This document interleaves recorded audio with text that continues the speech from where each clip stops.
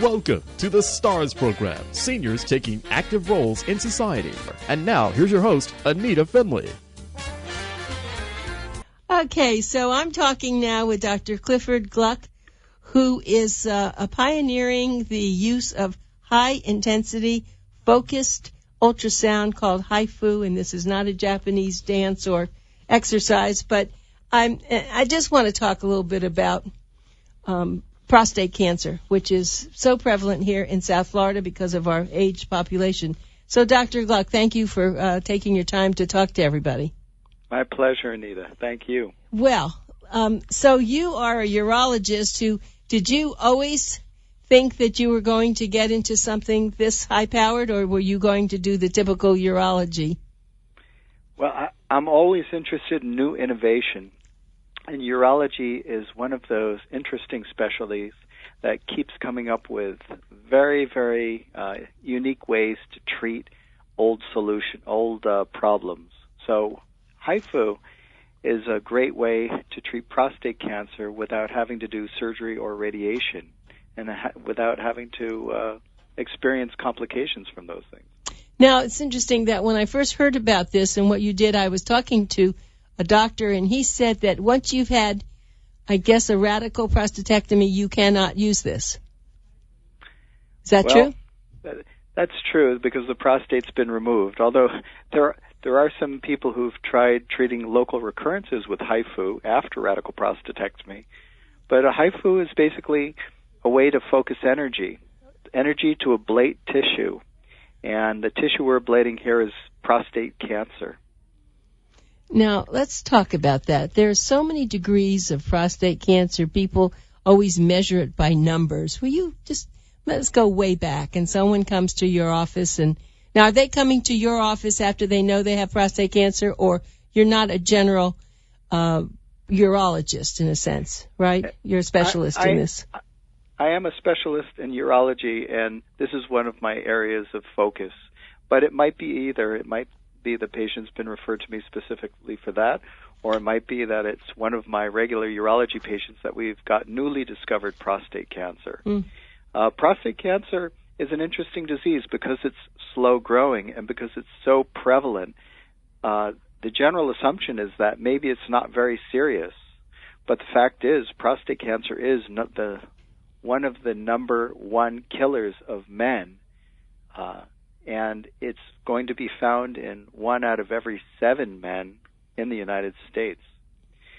Some prostate cancers may not be very aggressive and they may be observed, but many prostate cancers, especially the ones we find clinically, either by PSA, which is a blood test, or by digital rectal exam, by putting our finger on the prostate and examining it, those cancers tend to be significant and tend to be the ones that we need to go ahead and treat because they are going to grow, spread, and advance.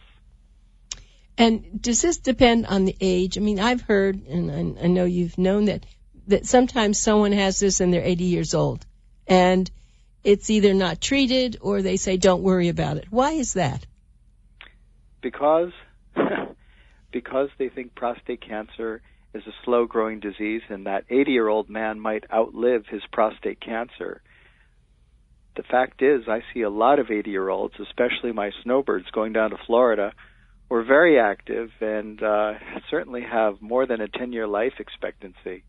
So these are people, we can't just assume that we have an innocent cancer that we should be watching. And we talk about observation versus treatment and what that means.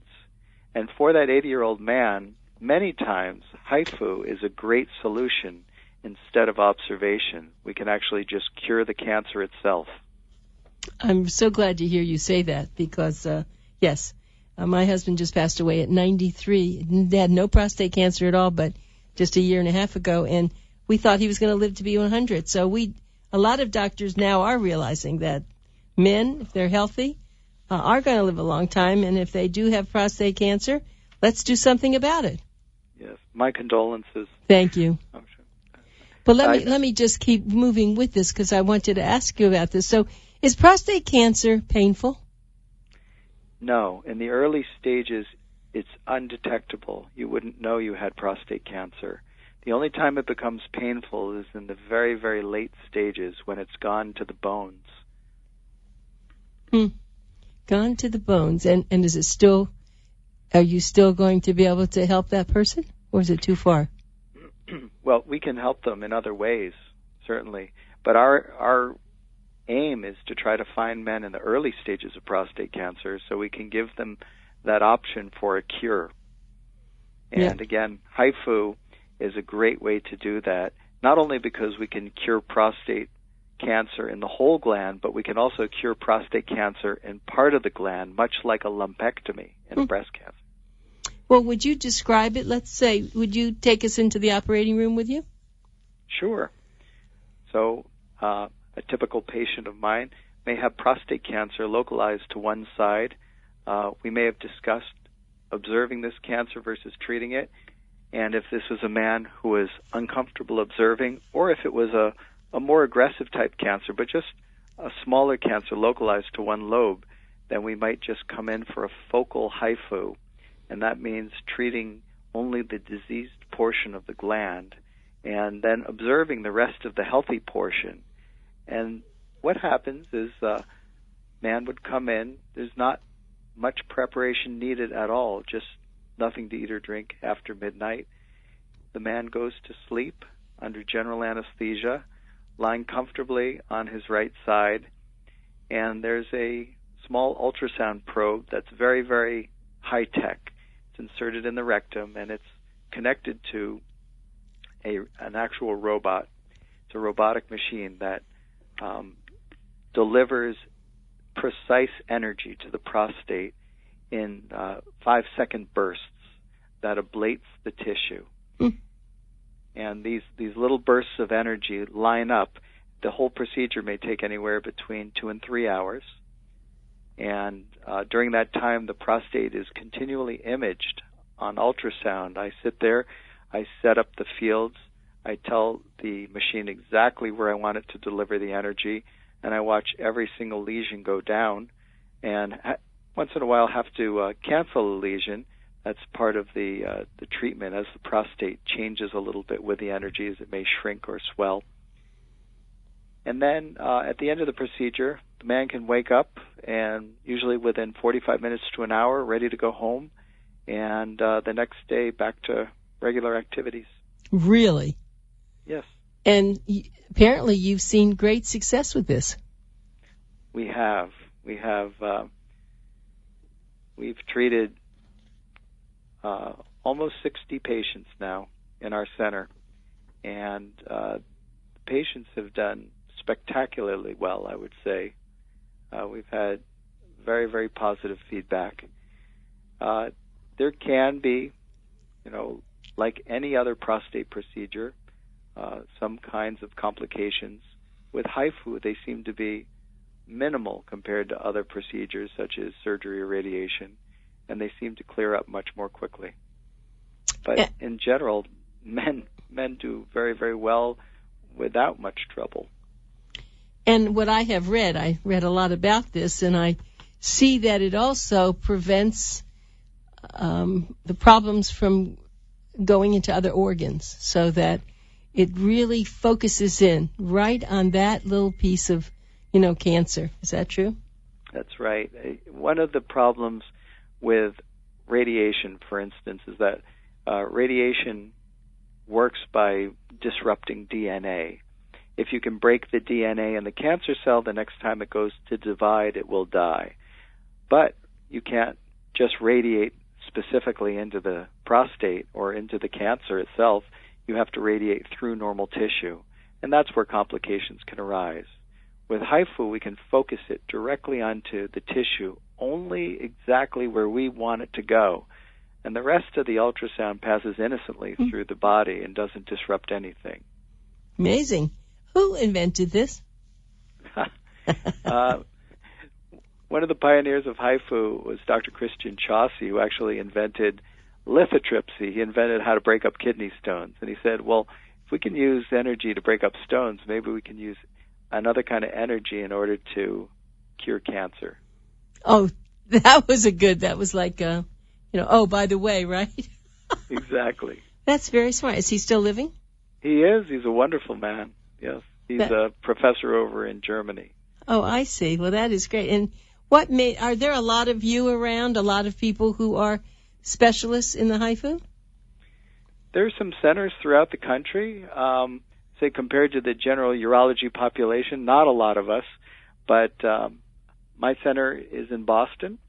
There is a center in Texas, in Miami, in Sarasota, I believe in Cleveland, the Cleveland Clinic, and Ohio. And also at USC, California. So I'm sure you would advise, if someone listening to this show had even just the beginning, especially just the beginning of prostate cancer, you recommend that they go to you. Of course, I would recommend they go to you, or they go to a center that does HIFU. You want to get that very quickly, don't you? It's definitely worth looking into. Not everybody is a candidate, but there's a very, very broad swath of people who are candidates for HIFU. And anybody with prostate cancer should examine all their options and get many opinions until they feel comfortable in making a decision on how to treat. And I would be happy to see anybody with prostate cancer who has questions or has an interest in this in order to talk more about it and educate them, and certainly help people to cure or beat their prostate cancer. So my guest is Dr. Clifford Gluck, Gluck. He is a urologist, and he is in Hingham. That's correct. Hingham, Massachusetts. Hingham. I was thinking of Bingham, but it's Hingham, Massachusetts. I had a little trouble with that. And your office number, can I give everyone that? Sure, that's 781. Absolutely. It's 781-337-6737? Correct. Again, 781-337-6737. If you have someone you know of or you're worried about yourself, why don't you do that before, and there are always options on every disease, especially cancer. So confusing. Where do you go? What do you do? But that's why we have this radio show, because we want to give you a chance at some of these options to see if it is going to be good. And the robotic surgery now, it's not a robot doesn't come in and start doing these things with you. It's really a doctor that uses robotic hands in a sense. And I have seen a lot of this. And then he's going to watch constantly, and it makes it easier if his hands aren't on you directly, right? It's a much better system to use robots. Right. This is a robotically controlled probe, but actually there are no hands and nothing invading you. It's just one ultrasound probe in the rectum. That's it. Amazing, isn't it? Yeah, they're using that now so many places where they use robots, because they say that people heal quicker and have less pain, and it's a wonderful new way. And they're very expensive, robot. They are. Aren't they? Well, Yes. What does the equipment look like? Can you describe it? Yes, the Ablatherm, which is what we're using currently, basically looks like a hospital bed with a solid box underneath it, and it has a comfortable cushion to lie on top of. The probe itself is at the rear of the box and positioned perfectly so the patient can lie comfortably on their right side and have the probe inserted. There's a control panel that sits next to it, and that's where I sit, also with the technician who is responsible for the mechanics of the machine. And we do the procedure from this. It's like a small mission control, and then we put the patient back onto the stretcher and back to the recovery room. There is a new machine I wanted to mention, something called Focal One. This was just approved. And Focal One is the next generation of HIFU, and it actually is marrying the MRI images that we get from many of our patients with prostate cancer, because MRIs can show us better where the cancer is localized. And with that MRI image, we can use the Focal One to actually dive into the prostate and treat those areas specifically. That's great. But it has to do with the HIFU. I mean, it's... Yes. This is all HIFU. Yeah, that's terrific. It looks like Well, we have to hope one day that we don't even talk about prostate cancer, because it's, as you said, it is affecting a lot of men, and we really certainly, there's nothing we can really do. When you have it, you have to take care of it, you have to treat it, and hopefully it doesn't get aggressive. And if it does get aggressive, you have to still keep treating it, because I don't know of people who've died from prostate cancer. I'm sure there have been plenty, and I know you must know, but I don't usually hear that. Thankfully, we're able to help most men with prostate cancer. We have a lot of treatment, even late in the disease, so we are able to treat people effectively. It can't go on forever, and of course, early diagnosis and treatment is the hallmark of therapy. So I would encourage every man to make sure he checks with his physician to talk about a yearly digital rectal exam and PSA.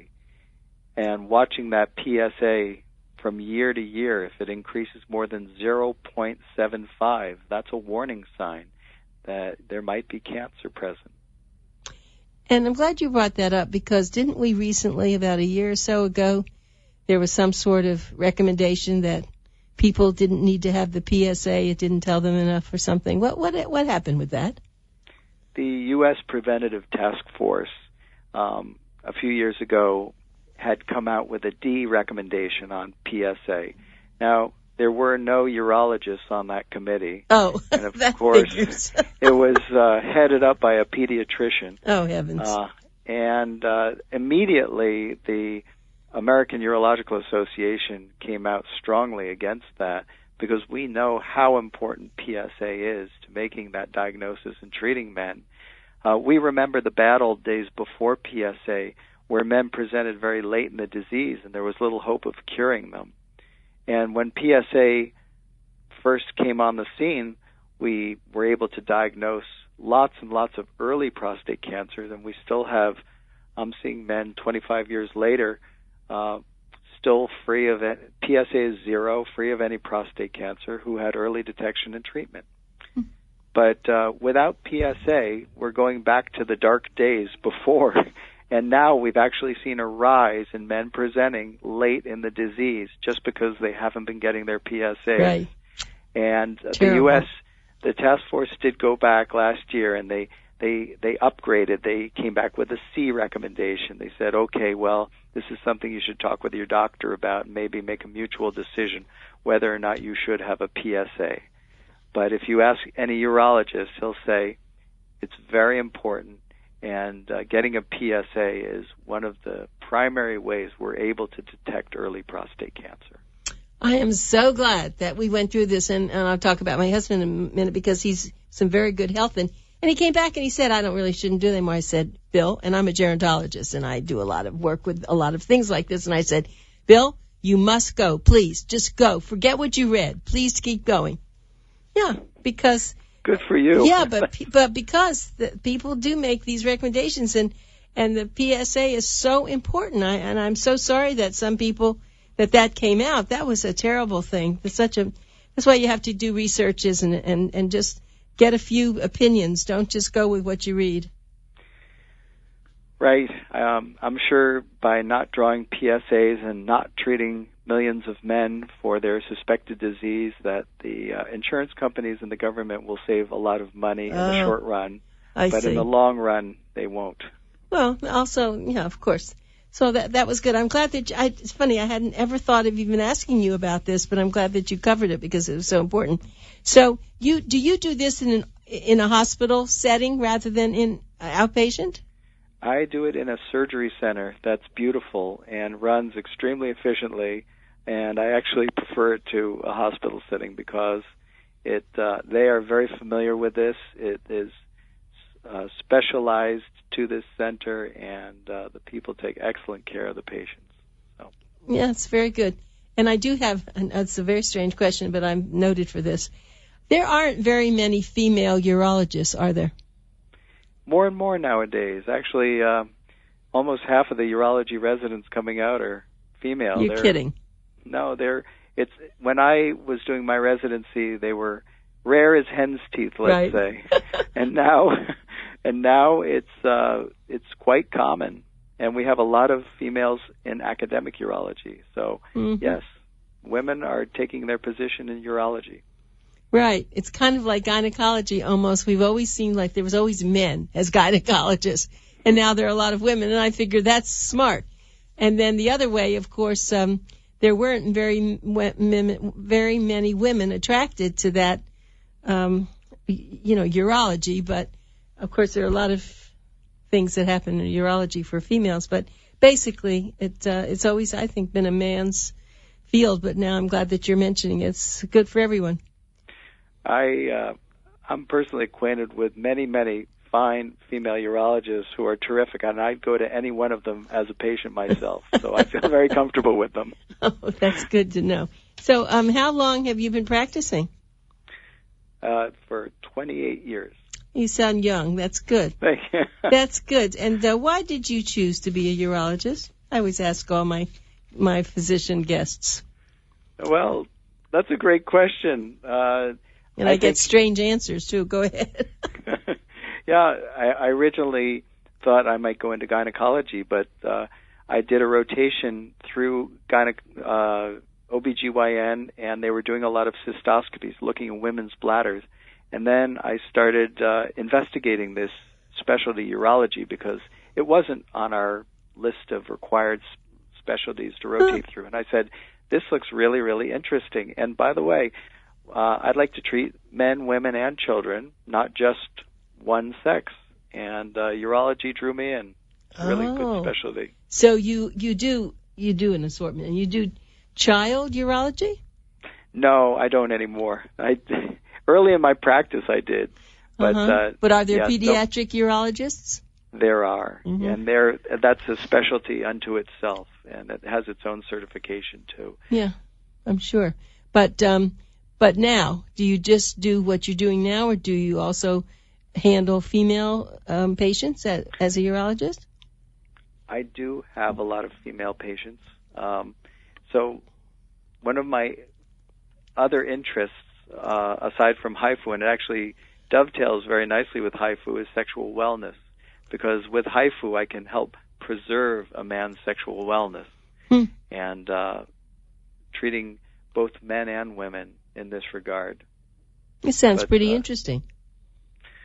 It's great. I'd be happy to discuss that topic with you anytime. Yeah, it sounds like it's great. And we maybe you write an article or something for us because, yes, this is extremely important. And especially as one ages now, this is, we never thought that we were going to have so many people remarrying at 70 and 80. Yes.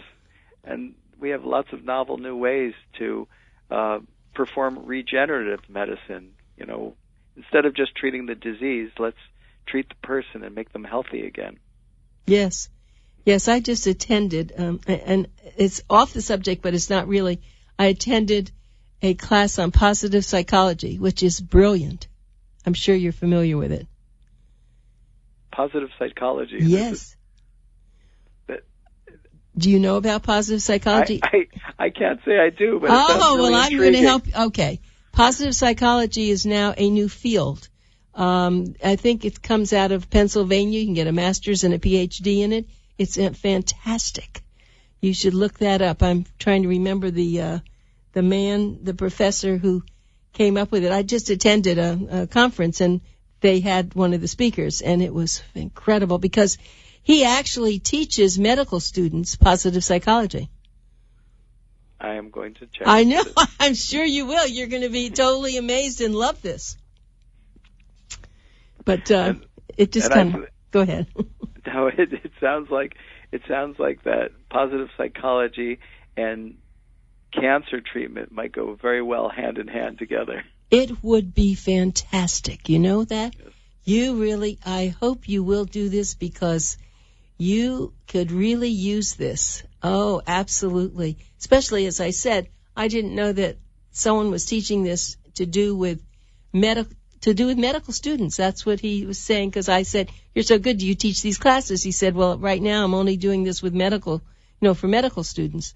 So yeah, no, it's a whole new field, and it's gone, it's really gone viral in a way, but you could use it with everything. So yeah, well, that'll be good, Dr. Gluck. So we'll I know I'll expect a call from you in the future to let me know how you found that out. But anyway, it has really been a wonderful discussion with you, because prostate cancer, it's funny, and I know so many people say it's prostate cancer or prostrate.